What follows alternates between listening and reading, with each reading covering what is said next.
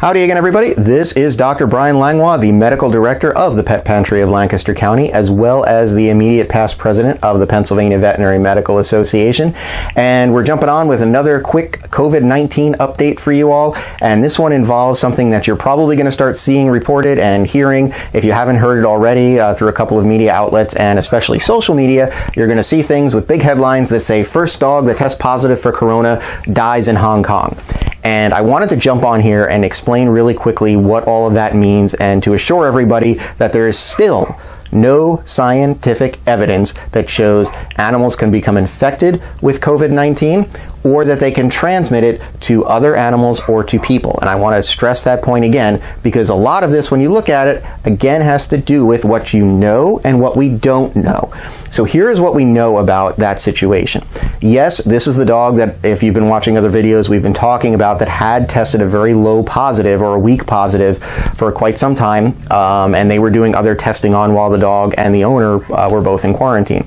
The dog showed up testing negative on the serologic test, so it did not produce any antibodies to the virus. And the owner recovered as well. So the owner and the dog were reunited after their quarantine time, and then unfortunately the dog passed away.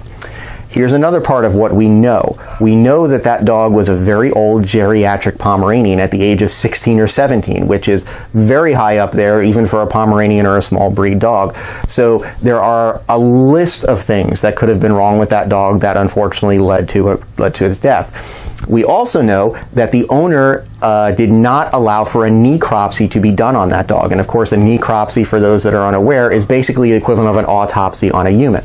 So no necropsy was done, which means that at the end of the day, we will never know what the actual cause of death was in this dog, but considering it repeatedly tested negative for corona, it was not showing any signs of respiratory disease at any point that has been reported. Makes us, me as a veterinarian and us in the veterinarian research community, very confident that this was not a death caused by the COVID-19. There still is no evidence that this dog was actually infected with the virus.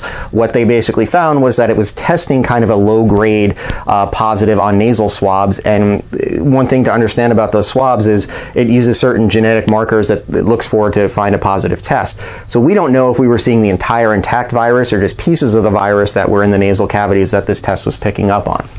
What we also know, as I've mentioned in other videos, is that the other dog in the household has never tested positive for corona or the COVID-19 despite multiple tests, and the company IDEXX, as we said yesterday or a day ago, has run thousands and thousands of tests on samples from dogs, cats, and horses in working to validate their own COVID-19 testing, and not one has come back positive for corona. So we feel in the veterinary community still very confident saying that there is no scientific evidence that an animal can become infected with corona and that it can potentially transmit it to another animal or to you. And I did want to get on here and re-emphasize that point, because I know there's going to be some concern as soon as some of these headlines, get a little bit more mainstream. So as always, if you are looking for your questions to be answered and you're looking for more information, the best place to go when it comes to your pet's health is your own trusted veterinarian, or to a state organization website such as the Pennsylvania Veterinary Medical Association, PAVMA.org,